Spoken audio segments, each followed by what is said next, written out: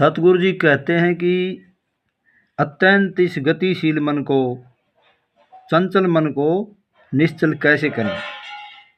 सतगुरु जी कहते हैं, गरीब काया माही दोए मन, इनमें कौन हमारे, को अमरापुर जात है, को भर में संसार है।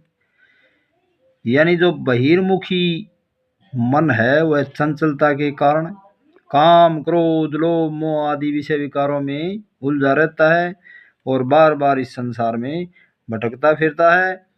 जबकि अंतर्मुखी मन शील, संतोष, समाधर्म, धैर्य, ज्ञान, विचार, विवेक आदि सद्गुणों को धारण करता है, जिसके फलस्वरूप वह सभी बंधनों से मुक्त होकर अपने निज स्वरूप में स्थित हो जाता है।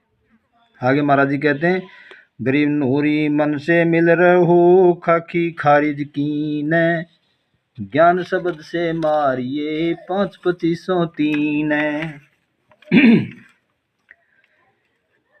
नूरी मन यानी जो ज्ञान रूपी प्रकाश के द्वारा अंतर्मुखी हो गया है, और खाकी मन जो अज्ञान रूपी अंधकार के आश्रय में रह करके विषय वासनाओं में लीन रहता है।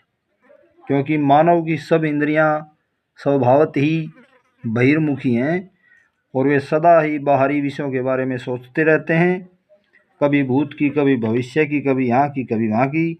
किसी न किसी उलझन में लगातार संकल्प विकल्प मनुष्य करता रहता है। महाराज जी इसको कहते हैं कि खाकी खारिज कीन। खारिज मतलब इसके विचारों को, इसकी भावनाओं को अस्वीकार कर दो। खाकी मन की भावनाओं को, जो भी लहरें आए उनको अस्वीकार कर दो, हटा दो।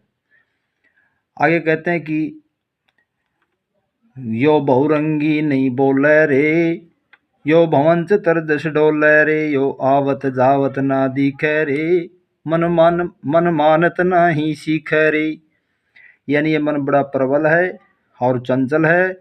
ये सूक्ष्म विचारों के द्वारा कभी स्वर्ग, कभी पाताल, कभी आपका आकाश में विचरण करता रहता है, और नहीं ये कहीं आता हुआ जाता हुआ दिखता है। और ये गुरु की कान भी नहीं मानता, गुरु की सीख भी नहीं मानता, उनके उपदेशों का भी आचरण नहीं करता।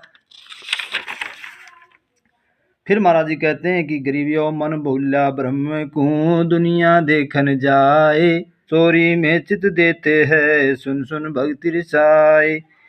यानी अपने निज स्वरूप को भूल गया है, उस परमात्म ब्रह्म से, अपने ब्रह्म स्वरूप से अलग हो गया है और अंतर्मुखी न रह करके बहुर्मुखी